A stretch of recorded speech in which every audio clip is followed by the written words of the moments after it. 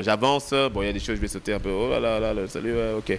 Donc là, on était sur le fait, la sagesse qui consiste à demander conseil. 3, on reconnaît la sagesse d'un leader à sa lenteur, à la colère et au fait qu'il met sa gloire à oublier les offenses.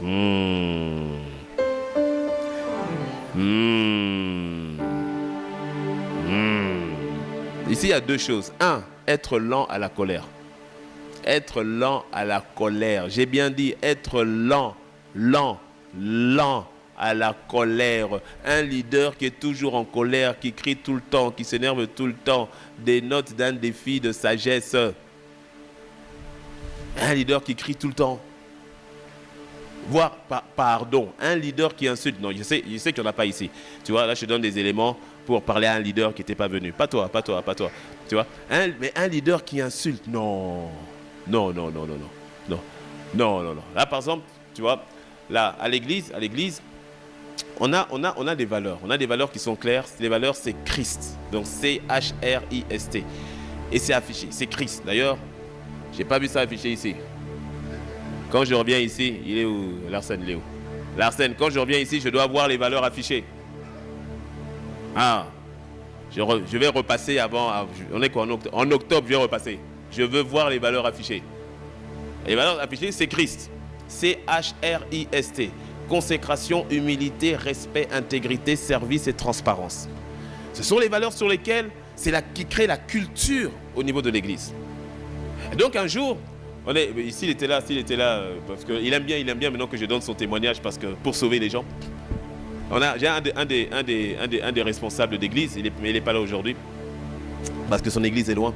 Il n'a pas pu être là, mais peut-être qu'il est en ligne. Donc si tu es en ligne, hein, tu sais, je parle de toi, on se voit, tu vois, non? Et on était parti faire une campagne d'évangélisation au Mali, je crois que c'est à Bamako, si je ne me trompe pas. Et donc il y avait beaucoup d'ouvriers qui étaient là, on avait loué des bus sur place. Et donc c'était le soir, on avait terminé la campagne et on rentrait, donc il fallait que tout le monde monte dans les bus. Et moi j'étais en train de parler avec un autre responsable et comme il faisait noir, on était dans la pénombre, donc on ne nous voyait pas. Et puis le frère, le responsable d'église, le frère en question, c'est lui qui s'occupait de la gestion des ouvriers. Et donc, c'est lui qui devait faire rentrer les gens. Et donc, moi, nous étions dans la pénombre, je parlais avec un frère. Et puis, je le vois. Et je crois qu'il y avait une sœur qui était en retard. Puis, je le vois sortir. Et puis, il dit, mais dis donc, toi, là, c'est quoi? Depuis, on l'attend, là. Et tu es en train. Mais dépêche-toi. Allez, va là-bas.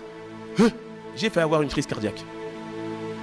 J'étais dans la pénombre. Ça m'a tellement choqué. Ça m'a choqué. J'ai dit, hé. Il a entendu ma voix. Et puis, il a vu que j'étais dans la pénombre. Il dit, hé. Ça m'a tellement choqué, j'ai dit, viens ici. Je lui ai parlé exactement la manière dont il avait parlé à la sœur. J'ai dit, viens ici, au pied. J'ai dit, au pied. Et puis il dit, oh, basta. Et puis quand il arrive, il dit, t'as vu comment je t'ai parlé? Comment tu t'es senti? Il dit, comment tu t'es senti? Ah non, je dis, mais comment tu veux parler à la sœur comme ça? Même si elle a mal fait. J'ai dit, quelles sont nos valeurs? R, de quoi? De respect. Tu l'as respecté? Est-ce que tu l'as respecté là? J'ai dit, tu remontes dans le bus, tu vas aller demander pardon. Tu vas lui demander pardon. J'ai dit, ça jamais. J'ai dit, c'était la première, la dernière fois. On ne crie pas sur les gens. On n'insulte pas les gens. Tu crois, c'est quoi? Même si tu étais son père, c'est quoi? Tu parles de... Ça m'a tellement énervé, tellement choqué. Pourquoi? Ce n'est pas dans notre culture. Ce n'est pas la culture du royaume. Ce n'est pas dans notre culture. Et si je laisse faire, je viens de créer une tolérance.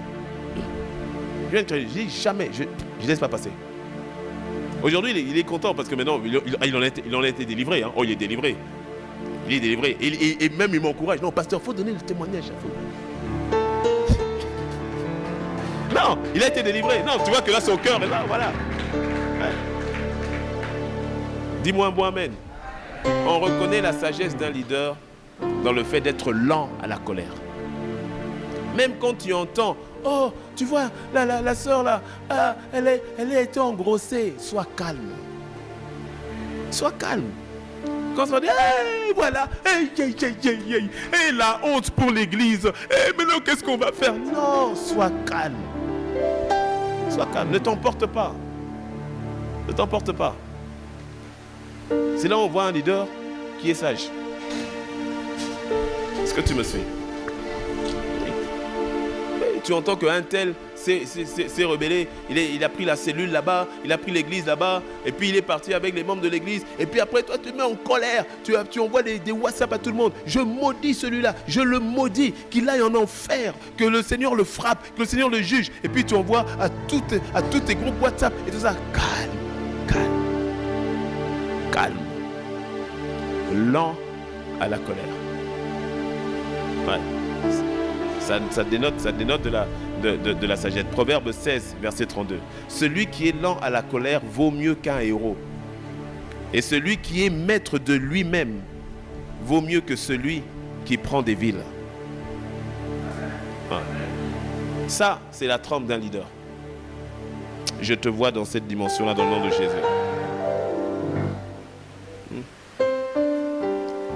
Et puis, comme on l'a dit, le proverbe 19, verset 11, l'homme qui a de la sagesse est lent à la colère et il met sa gloire à oublier les offenses. Laisse-moi m'arrêter un peu là-dessus. Parce que ça, c'est le lot de beaucoup de leaders. Lorsqu'on t'a mal fait, on a mal parlé, on t'a critiqué, on t'a beaucoup de choses. Développe l'aptitude à oublier les offenses. Ouais. Pardonne celui qui t'a fait du mal. N'attends pas qu'il vienne te demander pardon. Ouais. En tant que leader, hein. Ouais, toi en tant que leader, ouais. Aller vers celui qui a mal fait. Tu sais, plus tu grandis, plus tu avances dans le leadership, plus tu vas apprendre à te développer en tant que leader multicasquette. Multicasquette. Ça, ce sont des choses que j'ai apprises ces dernières années, où tu as quelqu'un dans l'église qui a mal fait, qui a vraiment mal fait, et qui commence même parfois à disséminer son offense, voilà, son cœur. Tu sais, quand quelqu'un a le cœur offensé, et puis il vient plus à l'église, ou bien quand il vient à l'église, il s'asseyait devant, il ne s'assied plus devant, il commence à s'asseoir derrière. On va faire attention aux gens qui s'asseyaient devant et qui soudainement, t'as rien fait, mais soudainement tu vois qu'il commence à s'asseoir derrière. C'est un message. Non, le bishop Dag écrit tout un livre là-dessus. Ah ouais, je suis sûr que bientôt il va écrire un livre, ceux qui s'asseyent derrière. Those who sit. Non mais c'est un signe. C'est un signe. Quand tu vois quelqu'un, il était zélé, il était toujours devant. Et puis là maintenant tu le cherches, il n'est plus là. Mais il est là, hein. Mais il est derrière. C'est derrière, et puis après c'était derrière, et puis c'est derrière à côté de la porte. Ça risque de devenir à la fenêtre. Ah. Alors tu vois, hier, quand je voyais certaines situations comme ça, je parlais, je disais mais c'est quoi son attitude, mais vraiment et tout cela, tout ça. Et puis au point où on dit, écoute, vraiment, s'il veut partir, au final, mais il n'a qu'à partir, hein. Écoute, parce que moi j'ai rien fait, hein. Et s'il veut partir et tout. Ça c'était au tout début. Et puis au fur et à mesure, quand tu avances et que tu grandis, le Seigneur commence à te parler différemment. Ton leadership grandit. Et il te dit, va le chercher. Il commence à moi, je vais aller le chercher. Est-ce que c'est à moi d'aller le chercher? Il dit, va le chercher.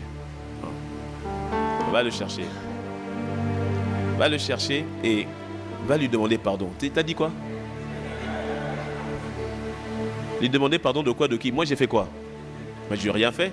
Et puis le Seigneur va te dire, oui, tu ne lui as rien fait. Toutefois, ton attitude, à tel moment, l'a offensé. Mais j'ai dit, mais est-ce que moi j'ai fait ça pour l'offenser? Tu commences à discuter avec le Seigneur. Mais il te dit, c'est pas là où est le problème. Va lui demander pardon. Puis tu y vas, puis la personne parle. Ça, déjà, je te raconte au début, c'est le premier exercice.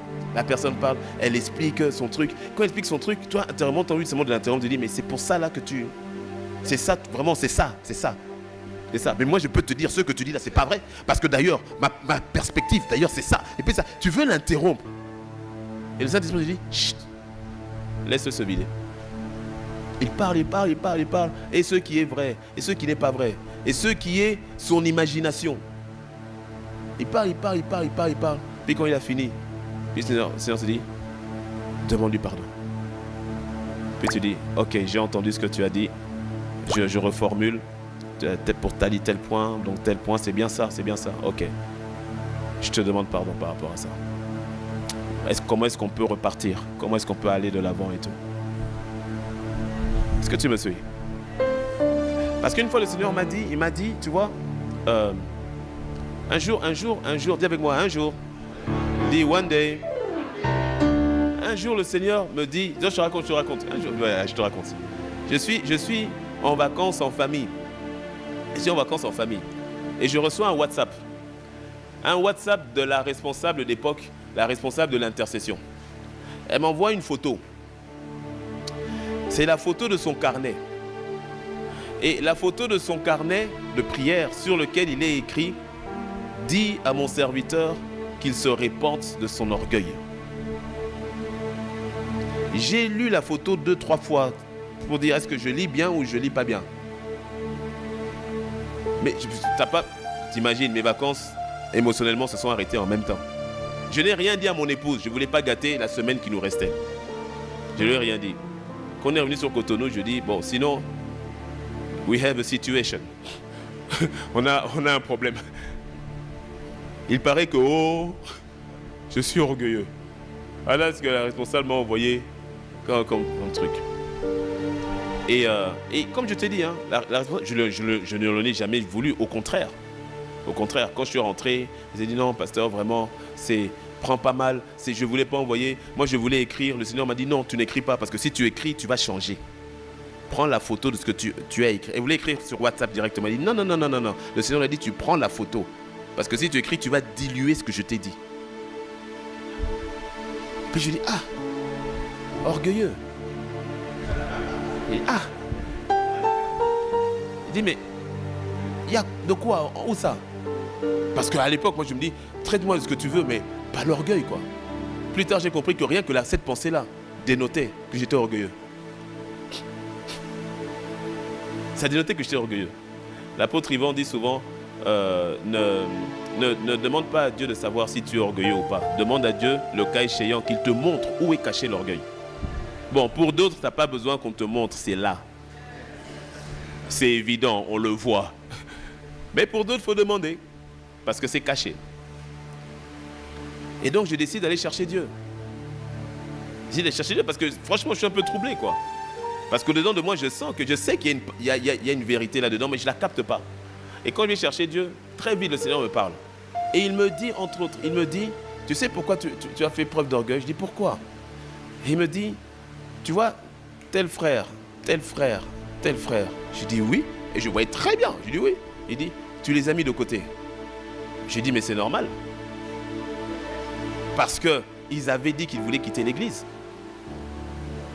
Et n'eût été ton intervention, ils auraient quitté l'église, et puis ils auraient fait des trucs, ils avaient dit qu'ils avaient quitté l'église. Bon, certains parmi eux étaient responsables. J'ai dit, mais je n'ai pas touché à leur responsabilité. Je les ai permis de continuer de faire ce qu'ils font. Il n'y a eu aucune représaille de ma part, rien du tout.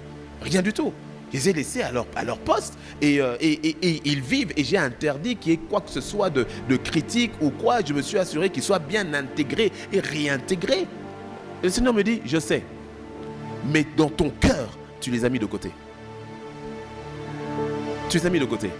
Et puis le Seigneur me dit, or, je te les ai confiés parce que j'ai une destinée pour eux. Mais si tu ne t'en occupes pas, qui va le faire? Il dit, ouais. Il dit, ouais. Ah ouais, c'est jusque là. Et c'est là que j'ai compris, ah ouais, maintenant je vois où est caché l'orgueil. Ah ouais, là, tout à coup, tout a commencé à prendre un sens. Tout a commencé à prendre un sens.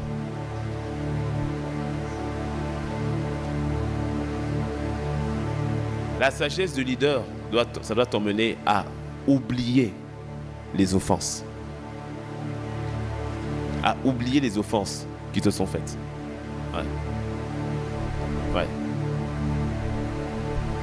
Je me bats toujours mon combat, c'est toujours le suivant, c'est de pouvoir me tenir comme ici, bon, surtout quand je suis devant mon assemblée, de pouvoir me tenir devant l'assemblée et qu'il n'y ait rien dans mon cœur contre qui que ce soit. Et quand c'est le cas, je dois faire en sorte d'aller voir la personne. Comme cette nuit où, avec mon épouse, là, comme tu me vois là, j'ai pas beaucoup dormi au fait. J'ai quasiment pas dormi. Parce que cette nuit, on est allé voir un frère. On a fini la prière à 22h hier. Et puis après, bon, les entretiens inopinés. Donc on a quitté l'église à minuit 30. Et puis on est allé chez le frère. On a quitté à 4h45. Avec mon épouse. On a quitté à 4h45. Et puis après, j'avais la prière matinale à 5h en ligne et tout ça. Donc j'ai à peine fermé les yeux. Parce qu'il fallait que je prépare aussi encore l'intervention. Mais on est parti voir le frère jusqu'à 4h45. On a quitté parce que je devais rentrer pour faire la prière de 5h. Et jusqu'à 4h45. Pourquoi? Parce qu'on a senti qu'il y avait quelque chose qui n'allait pas. Et quand on est parti, ce que je te dis, c'est ce qu'on a appliqué. On a écouté. Ah, il y avait telle chose. Ah, tu avais dit que tu allais faire ça. Tu n'avais pas fait. Puis tu avais dit ça. Et puis il y a eu ça. Et puis moi j'ai ça.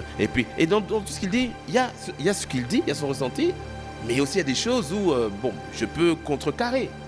Mais on a écouté. Et à la fin, j'ai repris le point. Ok, c'était cette nuit. Ok, donc tu m'as dit il y a ça. Oui, d'accord, très bien. Ok, par rapport à ça, je te demande pardon. Ce point-là, je te demande pardon. Ce point, je te l'explique quand même pour que tu saches pourquoi. Mais j'ai compris ton point, j'ai compris ton ressenti. Nous te demandons pardon par rapport à ça. Et qu'on puisse repartir sur un nouveau départ. Qu'est-ce que tu veux qu'on fasse? Comment est-ce qu'on peut maintenant mettre en place et tout cela et que l'on reparte? Pourquoi?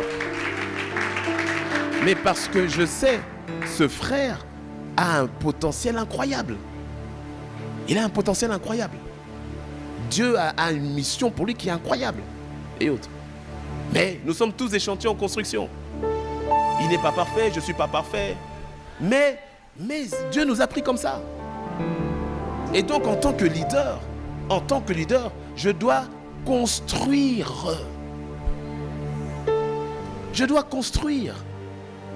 Alors tu sais, quand tu construis, tu mets les mains aussi dans le cambouis. Tu mets les mains aussi dans le béton, tu te salis les mains. Pourquoi? Parce que tu construis. Et tu demandes au Seigneur, comme tu m'as fait leader, donne-moi de voir le meilleur de la personne. Donne-moi de le voir. Oui, peut-être qu'il a des failles comme ça, il a ceci. Mais au fait, donne-moi de le voir comme toi tu le vois. Est-ce que tu me suis? Ouais. Parfois, on a des bébés spirituels. Ah, il est encore couché. Mais comment c'est? Il est encore tombé là-bas. C'est fini. Allez, on le vire. Écoute, toi aussi, on t'a géré avec tes couches. Il y en a, c'est juste qu'ils sont encore bébés spirituels. Ouais. Puis il y en a qui sont un peu adolescents. Puis tu sais, les adolescents, ils font aussi des trucs un peu bizarres. Mais au final, il faut construire. Et donc, pour construire à ce niveau-là, tu dois en arriver à trouver ta gloire dans le fait d'oublier les offenses. Et là, ça t'emmène à traiter ton cœur.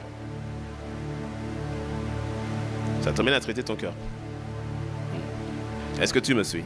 C'est un point qui est très important. Je te l'ai dit, en tant que leader, tout tourne, c'est 90%, c'est question de relations. Et dans les relations, on prend des coups.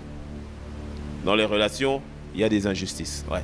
Et en tant que pasteur, quand tu es à la tête, tu prends. Les gens ne voient pas. Bon, plusieurs ici, vous êtes serviteurs de Dieu.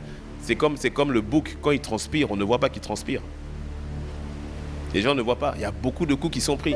Et si tu ne développes pas cette attitude, cette aptitude à pouvoir pardonner et oublier les offenses, tu ne pourras pas tenir sur la durée. Tu ne pourras pas.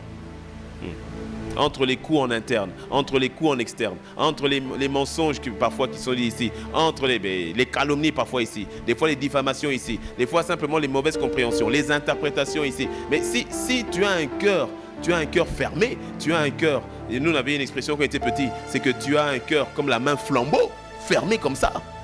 C'est compliqué.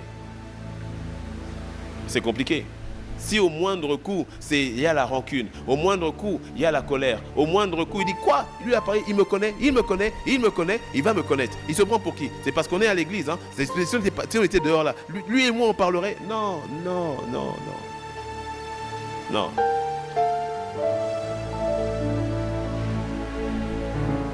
Est-ce que tu me suis?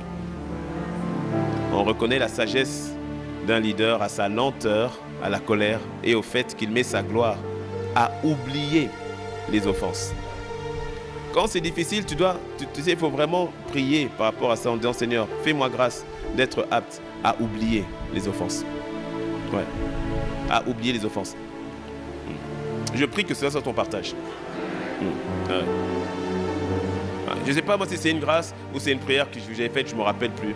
Mais en tout cas, mon épouse le sait, j'écrase les dossiers. Je les écrase. C'est-à-dire, une fois qu'on a parlé, c'est pour ça que j'ai besoin que l'on parle des situations. Que je ne peux pas laisser, je ne peux pas me permettre d'aller dormir avec un problème, avec dans ma tête le problème de quelqu'un. Non. En tout cas, autant que cela m'est possible, il faut que je sois en paix avec toi. Après, maintenant, si c'est toi qui as palabre avec moi et tout, ok, il n'y a pas de problème. Bon, écoute, voilà, en tout cas, moi, je fais ma part. Moi, je fais ma part à mon niveau. Ouais. Mais je ne peux pas aller dormir avec une haine pour quelqu'un, une colère pour quelqu'un. Non. Il ne faut pas que le soleil se couche sur ma colère. Ce n'est pas possible. Ce n'est pas possible. Donc, il faut qu'on parle. Il faut qu'on parle, il faut qu'on discute. Et une fois qu'on a discuté, une fois qu'on a traité, une fois qu'on a prié, il y a un dossier en moi qui s'écrase. J'oublie les offenses. J'écrase. Si bien que, des fois, on va dire, oh, mais toi, tu reparles encore avec un tel. Oui, pourquoi? Mais ce qui t'avait fait, j'ai oublié ce qu'il m'avait fait. J'ai oublié. Et puis on avance. Bon, après tu auras toujours des gens qui, eux, vraiment, ils veulent te faire du mal pour faire du mal. Il faut reconnaître aussi les Jézabel qui sont là pour tuer Élie. Ok, il faut les reconnaître aussi. Mais il y a pas, tout le monde n'est pas Jézabel, non. Non. Ben non.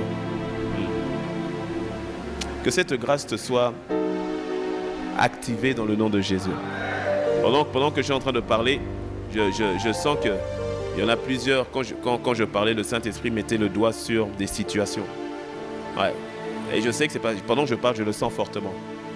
Mais j'entends le Seigneur dire à quelqu'un, s'il t'en parle maintenant, c'est parce qu'il veut que tu oublies les offenses. Il y a une grâce qui se cache derrière le pardon. Je répète, il y a une grâce cachée derrière le pardon que tu octroies. Ouais. Il y a une récompense cachée derrière le pardon que tu octroies. Ouais. Et la grâce de pardonner est la tienne, parce que l'amour de Dieu est en toi, l'amour de Dieu te presse. L'amour de Dieu te presse. Pardonner, ça ne veut pas dire que le cas échéant, qu'on va redevenir les meilleurs amis du monde. Non, pas forcément. Il y a des situations où de toutes les manières, l'offense a été faite et tu dois aller à droite, je dois aller à gauche. Mais ce n'est pas pour autant que je dois aller à gauche et toi à droite et moi avec le cœur encore meurtri. Je pardonne, nous pardonnons, mais chacun prend son chemin. Mais il y a le pardon. Il y a le pardon. Et comment tu sais que tu as pardonné? Tu n'acceptes plus qu'on vienne critiquer la personne dans tes oreilles. Tu n'alimentes plus les choses du passé qu'il avait fait, qu'elle avait faites. Pourquoi? Tu as écrasé. Tu as écrasé, tu as jeté. Donc on vient te dire, ah, tu sais ton gars là, j'ai encore vu, il a fait ci, il a fait ça. Non, c'est bon, c'est... S'il continue dans ces trucs, il n'y a pas de problème. Mais moi, à mon niveau, en tout cas, c'est pardonner, c'est oublier. Voilà, je suis passé à autre chose. Que cette grâce soit ton partage dans le nom de Jésus. Ouais. 4. On reconnaît la sagesse d'un leader à sa capacité à écouter avant de répondre ou de trancher.